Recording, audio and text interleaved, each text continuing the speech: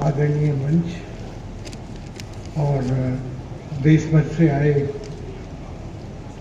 भाई जी से प्रेरित और राजा जी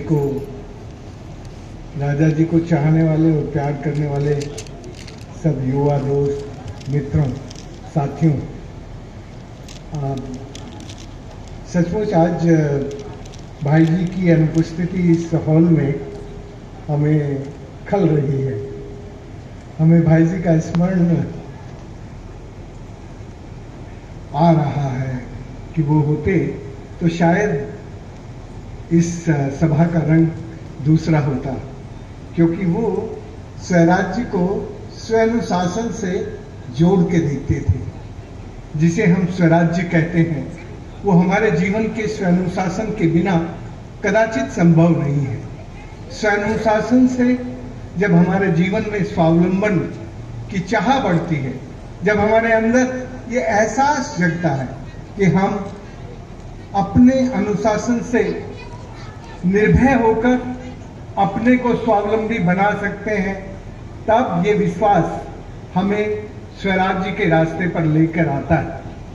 स्वराज्य का रास्ता इस देश में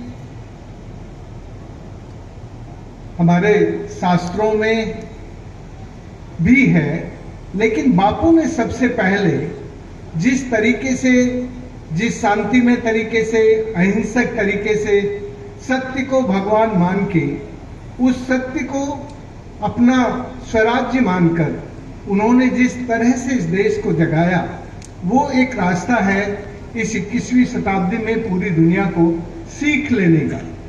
हम लोग बापू से, जयप्रकाश नारायण जी से, विनोबा जी से और भाई जी से सदैव स्वानुशासन के बिना हम अपने जीवन में निर्भय नहीं हो सकते और सत्य बोलने वाले भी नहीं हो सकते, और जो सत्य बोलने वाला नहीं होता वो अहिंसक भी नहीं हो सकता। इसलिए ये जो सब एक दूसरे के साथ जुड़ी हुई पूरी संविदा है, इस संविदा में से हमें ऐसा लगता है कि आजादी के बाद इस देश को अपने स्वयं के ज्ञान तंत्र से, अपने इंडिजिनस नॉलेज सिस्टम से और अपनी विजडम से अपने रास्ते पर स्वावलंबी बनने का जो पहल थी, जो बापू ने की थी, उससे हम भटक गए। इसीलिए आज के युवाओं को केवल ये जो ग्लोबल इकोनॉमिक कंपटीशन है, इस कंपटीशन में जो लाभ का लालच है, लोभ है, उस लालच में वो अपना स्वावलंबन भी भूल जाता है और वो अपना स्वाभिमान भी भूल जाता है और उसको फिर अपने स्वानुशासन की समझ भी नहीं रहती। इसलिए ये जो मॉडर्न ग्लोबल इकोनॉमिक कंपटीशन है, इस कंपटीशन में केवल हमें नए पैकेज का लालच लग गया है। अभी भी गांव के जिन लोगों को इस प्रॉफिट के कंपटीशन में, इस ग्लोबल कंपटीशन में जाने के लिए अवसर नहीं है, रास्ते नहीं है, वो लोग जरूर अपनी धरती पर, अपनी प्रकृति पर जो भी कुछ वर्षा का जल है, जो भी कुछ मिट्टी है, उससे अपने जीवन को चलाने की संभावनाएं तलाशते हैं। मुझे लगता है यही संभावनाएं आज पूरी दुनिया को स्वावलंबी और स्वराज्य का रास्ता बता सकती है। बिना अपने जीवन में स्वानुशासन के स्वावलंबन संभव नहीं है। तो स्वराज्य के रास्ते पर जाने की शुरुआत पूरे देश या पूरी दुनिया से नहीं, बल्कि अपने अंदर के, अपने जीवन से करनी पड़ती है। और जब वो हमारे जीवन में आती है, तब फिर वो हमारे आसपास और हमारे गांव में, हमारे राज्य में, हमारे देश में उसकी एक मुहिम चलती है। बापू ने चरखे को जिस तरह से भारत के स्वावलंबन का और स्वराज्य का चक्र बनाया था, हथियार बनाया था, औजार बनाया था, वो चरखा इस देश की सबसे गरीबतम महिला को रोजगार और स्वाभिमान और स्वावलंबन और उसके स्वराज्य का संदेश देता था। वो बापू ही थे जो उस काल में एक गरीब महिला के चरखे को पूरी देश की आजादी का, स्वराज्य का सूत्र दे पाए थे। इस तरह आज भी जो पानी है, उस पानी पर सब बड़ी कंपनियों के कब्जे होते जा रहे हैं। जो गरीब लोगों का पानी था वो अब बड़े चंद लोगों के हाथों में व्यापार के लिए जा रहा है। तो आज यदि बापू होते तो शायद आज सामुदायिक विकेंद्रित जल प्रबंधन के लिए अपने गांव का तालाब, अपने गांव की मिट्टी, अपने गांव की खेती, अपने गांव के जो भी रोजगार हो सकते हैं, उसमें हमें लगाने की और जुटाने की राह ढूंढते। मुझे लगता है कि एकता परिषद इस रास्ते पर लंबे समय से काम करता आया है और भाई जी का, राजा जी का तो ये एक तरह से स्वर्ण वर्ष है जब वो अपने 50 साल अपने सामाजिक काम के पूरे कर रहे हैं। बंदूक को धरती पर समर्पित, बापू के विचार में समर्पित करने के लिए अहिंसा के रास्ते पर लेके आने का। राजा जी ही उस घटना के साक्षी हैं जो भाई जी ने, लोकनायक जयप्रकाश नारायण जी ने इस धरती पर इतने सारे डाकुओं का आत्मसमर्पण कराया था। मुझे ये लगता है कि अब हमें अपनी धरती, अपनी प्रकृति के जो भी कुछ साधन हैं, उस साधनों का विकेंद्रित प्रबंधन करने के लिए हमारे मन में एक विश्वास पैदा हो और हम अपनी बारिश की बूंदों को, अपनी मिट्टी को, अपनी नदियों को ठीक से समझने लगे। मित्रों, मैं आपको इतना बता दूं कि भारत के लोग दुनिया को सिखाने के लायक थे। वो दुनिया को सिखाने के लायक जब तक थे जब तक वो अपने भगवान को पहचानते थे। और भारत के लोगों का भगवान भूमि, गगन, वायु, अग्नि और नीर था। भय से भूमि, गै से गगन, वै से वायु, आ से अग्नि और ने से नीर। ये जो पंच महाभूत है, यही भारत का भगवान था। भारत का भगवान किसी सीमेंट कंक्रीट के मंदिर में नहीं रहता, वो लोगों के अंदर रहता है, वो हर इंसान के अंदर रहता है। वो जब हमारे मन को अपने अंदर ले जा सके तब वो मन का मंदिर बनता है।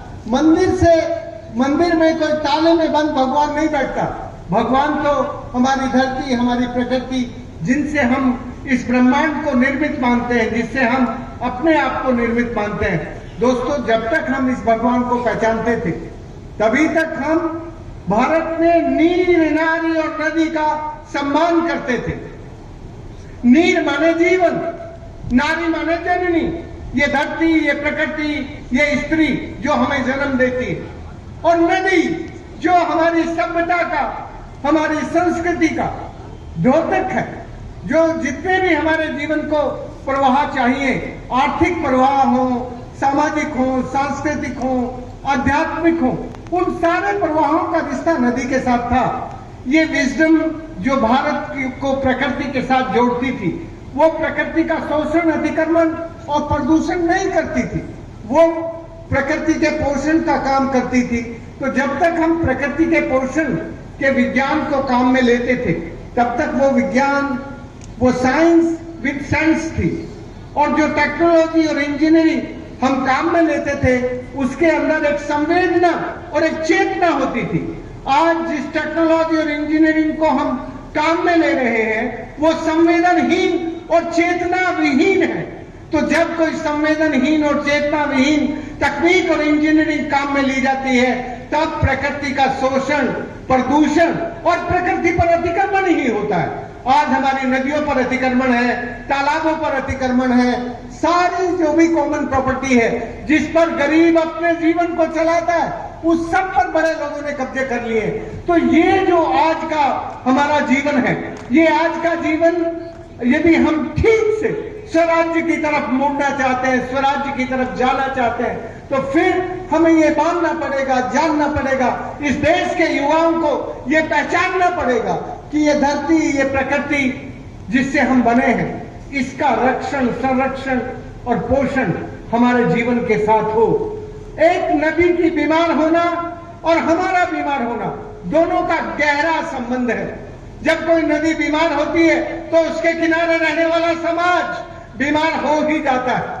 गंगा के किनारे कानपुर से आगे कन्नौज के बीच, कानपुर और कन्नौज के बीच सबसे ज्यादा कैंसर के रोगी इसलिए हैं क्योंकि वहां गंगा में क्रोमियम है। तो जिस नदी को आप होली रिवर कहते हैं वो आपको कैंसर दे रही है। तो जब आपकी नदियां आपको कैंसर देने लगे तो फिर हमें समझना होगा कि हमारा भविष्य कैसा है। दोस्तों, आज भारत की भूमि का 72% अंडरग्राउंड एक्यूफर ओवरड्राफ्ट हो गया। जिस देश का 72% भूजल का भंडार खाली हो, उसकी आरबीआई, उसका रिजर्व बैंक और उसकी करेंसी, उसकी कीमत कैसे बचेगी? असली कीमत तो हमारे पानी से है, हमारी मिट्टी से है, हमारे उत्पादन से है।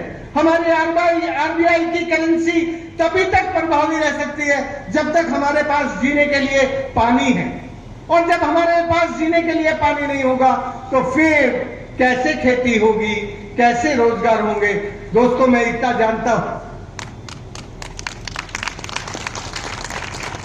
राजस्थान के अलवर जिले में जब हम गए तब सब लोग बेपानी होकर अपने गांव छोड़कर दिल्ली, बंबई, अहमदाबाद, सूरत सब चले गए थे, और जो लोग वहां रहते थे वो सब रतौंधी रोग से ग्रसित थे।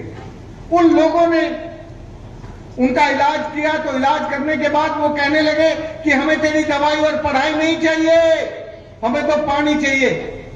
दोस्तों, पानी आने के बाद उन्होंने अपनी नदी की संसद बनाई, उन्होंने अपने इलाके में कैसी फसल, कैसी खेती करनी है वो सब तय किया। उस स्वयं अनुशासन के कारण उस इलाके का स्वराज्य, पानी से स्वराज्य, जल से स्वराज्य, वहां की जल संसद ने तय किया कि उस इलाके में कैसी खेती करनी और कैसी नहीं करनी। तो मुझे लगता है कि यदि हम स्वराज्य की कल्पना करते हैं तो स्वराज्य की कल्पना हमारे स्वयं अनुशासन से स्वावलंबन की तरफ आगे बढ़ते हुए अपने धरती, प्रकृति और जो हमारे लिए प्राकृतिक संसाधन है उन्हीं के विकेंद्रित प्रबंधन से संभव है। और ये विकेंद्रित प्रबंधन करने का तरीका हमें बापू ने भी सिखाया। जेपी आंदोलन में इसकी बहुत संवाद था। विनोबा भी और भाई जी तो बराबर अपने शिविरों में इस सब की बात करते थे। जय हिंद।